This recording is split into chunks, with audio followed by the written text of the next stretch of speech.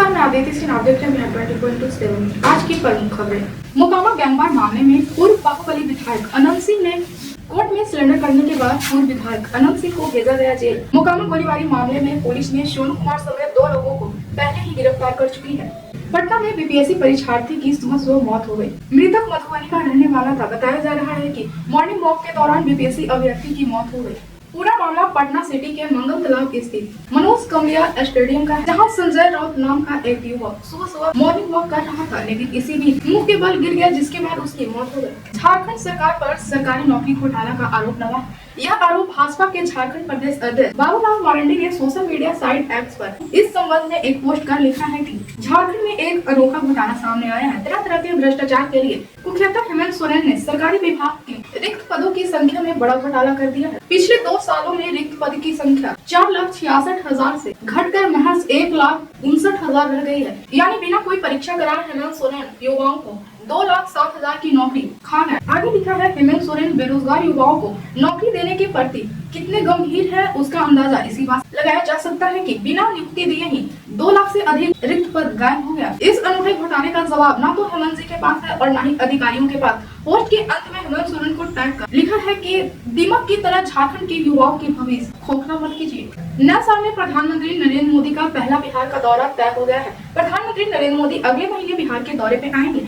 उनके आगमन को लेकर तैयारी शुरू हो गई है। डिप्टी सीएम सम्राट चौधरी ने इसकी जानकारी, जिसके अनुसार प्रधानमंत्री नरेंद्र मोदी 24 फरवरी को बिहार के दौरे पे आ रहे हैं। इस दौरान वे भागलपुर के किसानों से जुड़ी योजनाओं समेत केंद्र सरकार की कई अन्य परियोजनाओं का शुभारंभ करेंगे। प्रधानमंत्री के इस दौरे को लेकर भागलपुर में तैयारी शुरू हो गई है। रेलवे क्लेम घोटाले में ईडी की बड़ी कार्रवाई देखने को मिली है। ईडी की टीम ने पटना, नालंदा, बेगूसराय समेत 4 जगहों पे एक साथ छापा मारते हुए मनी लॉन्ड्रिंग से जुड़े मामले में अपनी कार्रवाई के बाद 3 वकीलों को जेल भेज दिया है। ईडी की टीम के द्वारा पटना, नालंदा और बेगूसराय समेत 4 जगहों पर एक साथ छापा मारा गया, जहां मनी लॉन्ड्रिंग से जुड़े मामले में अपनी कार्रवाई के बाद ईडी ने 3 वकील को गिरफ्तार किया है। तीनों वकील की गिरफ्तारी के बाद ईडी ने आरोपियों को विशेष न्यायालय PMLA के समक्ष पेश किया, जहां से तीनों वकीलों को न्यायिक अभिरक्षा में जेल भेज दिया गया है। सीएम नीतीश कुमार की प्रगति यात्रा के दौरान सहरसा में भारी बवाल हुआ। ग्रामीणों ने मुख्यमंत्री नीतीश कुमार के बैनर को तोड़कर हंगामा किया। कहा जा रहा है कि तेलवा गाँव में सीएम नीतीश कुमार के आगमन को लेकर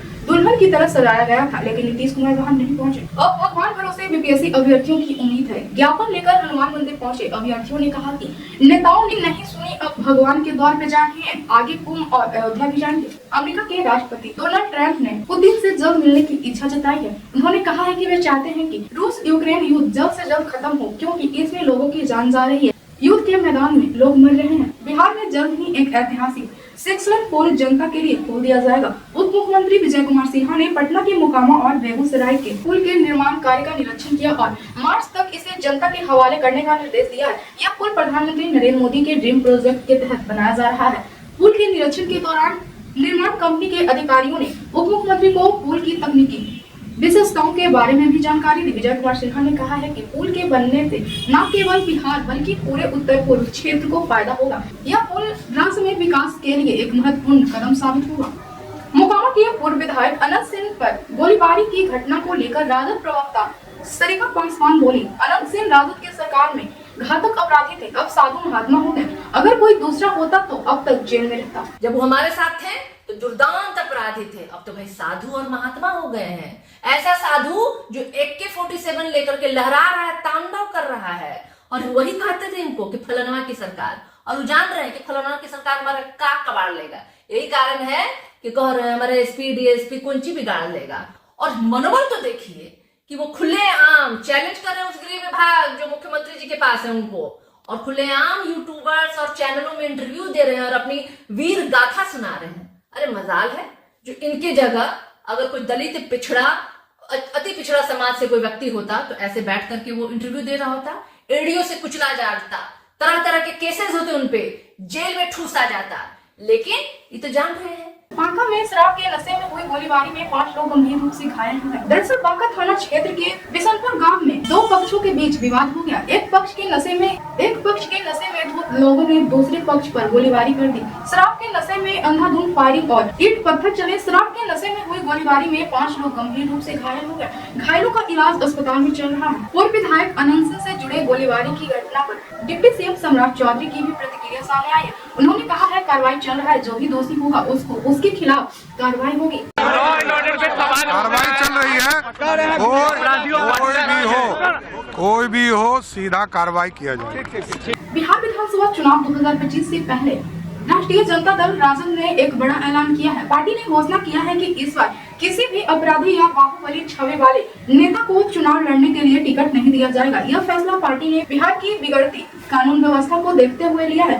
राजद अब अपनी छवि सुधारने और जनता की उम्मीदों पर खड़े उतरने की कोशिश कर रही है। हालांकि आगामी चुनाव में यह देखना दिलचस्प होगा कि राजद की नई रणनीति जनता को कितना प्रभावित कर पाती है। आरजेडी नेता तेजस्वी यादव ने मोकामा के पूर्व विधायक अनंत सिंह पर गोलीबारी की घटना पर कहा, मुख्यमंत्री को आकर जवाब देना चाहिए कि पटना के ठीक पास गोली चली और गोलियां चलाने वाले लोग इंटरव्यू दे रहे हैं। इससे साफ पता चलता है कि सरकार और मुख्यमंत्री किस तरह से अपराधियों को संरक्षण दे रहे हैं। मुख्यमंत्री ने हाल ही में अपने हस्ताक्षर से 2 खूंखार अपराधियों को जेल से रिहा करवाया है। हमारी सरकार आएगी तो हम दिखा देंगे कि कानून व्यवस्था कैसे ठीक की जाती है। जंगल राज करने वाले अब अपने राज्य में देखिए क्या हो रहा है। मुख्यमंत्री जी को आकर के जवाब देना चाहिए कि पटना के ठीक पास में 200 राउंड गोलियां चलती हैं और जो लोग चलाने वाले हैं खुलेआम जो है इंटरव्यू भी दे रहे हैं। तो ये पूरी तरीके से दिखाता है कि सरकार जो है, मुख्यमंत्री किस प्रकार से इन लोगों को, अपराधियों को संरक्षण देने का काम कर रहे हैं। मुख्यमंत्री जी ने अभी फिलहाल में ही 2 ऐसे खूंखार अपराधियों को जो है जेल से बाहर निकालने का काम किया। अपने दस्तखत पर कानून तक बदल दिया गया उनको बाहर निकालने के लिए, और बाहर निकलने के बाद पूरी तरीके से बिहार में अपराधी जो है बेलगाम हो चुके हैं, उनको संरक्षण दिया जा रहा है। तो हम ये कहना चाह रहे हैं कि मुख्यमंत्री जी, हम लगातार 8 महीनों से बुलेटिन जारी कर रहे हैं, एक नहीं 100 घटनाओं का हर जगह हो रहा है। आपके मंत्री के भाई जो है दुकानदारों को उठा करके किडनैप करके जमीन लिखवाने का काम कर रहे हैं, कोई कार्रवाई नहीं होती है। और बताइए, जो लोग भी हैं अपराधी हैं वो खुलेआम कैसे अभी भी घूम रहे हैं, वो इंटरव्यू कैसे दे रहे हैं, क्या कार्रवाई हो रही है? तो पूरी तरीके से नीतीश कुमार जी, अगर आप देखें तो उनको संरक्षण ही नहीं दे रहे हैं, बल्कि उनका पूरी तरीके से सहयोग भी कर रहे हैं। आप देखिएगा जितने भी बिहार में अपराधियों की अगर पृष्ठभूमि अगर देखी जाए तो वो लोग कौन लोग हैं और कौन लोग संरक्षण दे रहा है, सब दूध का दूध और पानी का पानी हो जाएगा। जब पहली बार मुख्यमंत्री बने थे नीतीश कुमार जी 7 दिनों के लिए, तो किन किन लोगों की मदद से वो मुख्यमंत्री बने थे ये सब जानते हैं बिहार के लोग। हम लोगों की सरकार आएगी तो लॉ एंड ऑर्डर को कैसे दुरुस्त किया जाता है वो दिखाने का काम करेंगे। और यही नहीं बल्कि किस प्रकार से जो है अपराधियों को सबक सिखाया जाएगा, ये काम हम लोग करने का काम करेंगे। लेकिन मुख्यमंत्री जी अब होश में नहीं है। क्यों नहीं आकर के इतनी बड़ी घटना होगी? इतनी बड़ी घटना किसी और के राज्य में होती तो आज जो है ब्रेकिंग न्यूज चल रहा होता, पहले पन्ने पर जो। बीजेपी नेता और केंद्रीय मंत्री गिरिराज सिंह ने आरजेडी नेता तेजस्वी यादव के बयान पर कहा, ये वही तेजस्वी यादव है जो लालू यादव के बेटे हैं। इन्हें घर में पिताजी से पूछना चाहिए कि जब इनका राज था तब नवविवाहित दिन में बाहर निकलने से डरते थे, अब वह जंगल राज नहीं आएगा। नीतीश कुमार के राज्य में हर अपराधी को सजा मिलेगी। तेजस्वी यादव चलनी दूसरे सूप को जिसमें सहस्त्र छेद खुद हो, ये वही तेजस्वी यादव है ना जो लालू यादव जी के लड़के हैं। जरा पिताजी से घर में पूछ ले, नवविवाहिता पति और पत्नी दिन में निकलने में डर लगता था, वो जंगल राज इस राज्य में नहीं आएगा। जो भी अपराधी होगा नीतीश कुमार के राज्य में उसे सजा मिलेगी।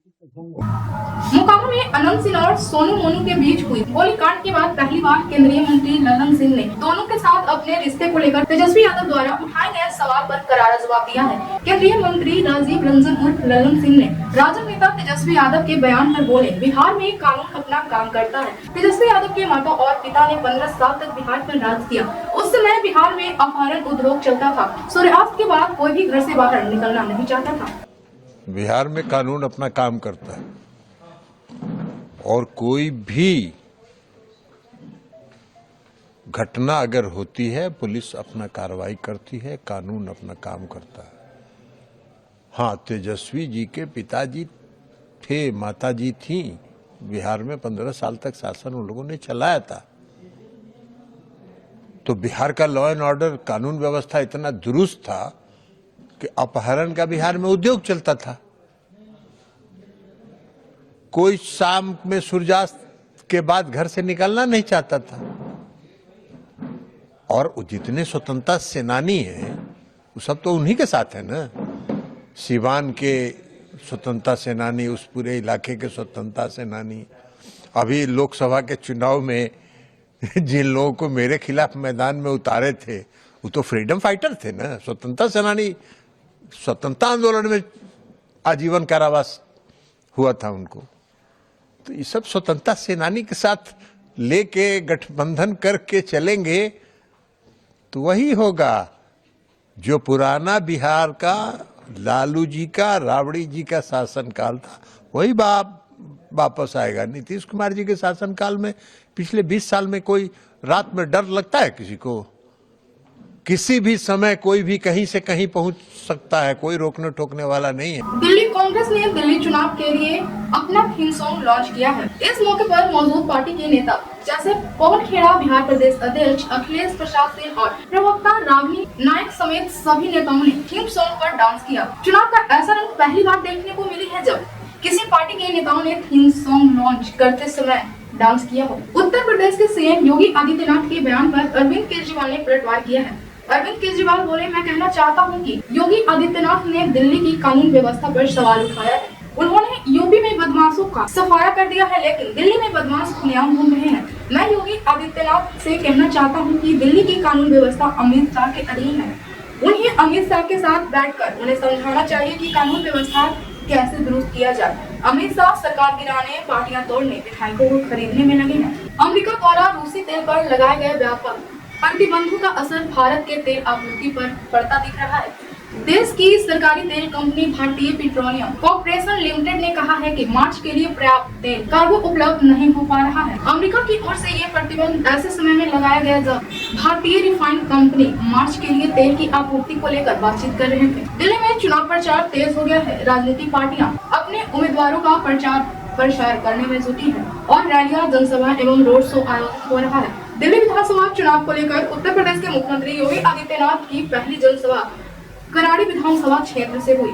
किराड़ी की जनसभा को संबोधित करते हुए योगी आदित्यनाथ ने कहा, मैं केजरीवाल से पूछना चाहता हूं कि मैं अपनी कैबिनेट के साथ संगम में स्नान किया। केजरीवाल अपनी कैबिनेट के साथ दिल्ली की यमुना में स्नान कर सकते हैं क्या? कांग्रेस नेता पवन खेड़ा बोले, अरविंद केजरीवाल ने यमुना के लिए जो वादे किए थे, उन्होंने खुद कहा था कि वह नदी में डुबकी लगाएंगे। आज लोग उन्हें याद दिला रहे हैं। आज दिल्ली में बच्चों को सांस लेने में तकलीफ है, बुजुर्ग चलने में, यह दिल्ली की भयावह स्थिति है।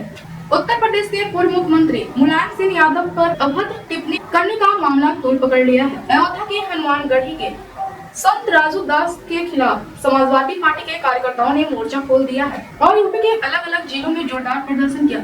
यूपी की राजधानी लखनऊ में समाजवादी पार्टी के कार्यकर्ताओं ने महंत राजू दास का पुतला फूका और उनके खिलाफ जोरदार नारेबाजी की। दिल्ली भाजपा अध्यक्ष वीरेंद्र सचदेवा बोले, अरविंद केजरीवाल को इधर उधर की बात नहीं करनी चाहिए। उन्हें बताना चाहिए कि उन्होंने 10 से 11 सालों में क्या किया है। उन्होंने झूठ बोलने, भ्रष्टाचार करने के अलावा कुछ नहीं किया है। अगर अरविंद केजरीवाल ने कोई विकास कार्य किया है तो बताएं। मोकामा की घटना पर तेजस्वी यादव ने उठाया गंभीर सवाल।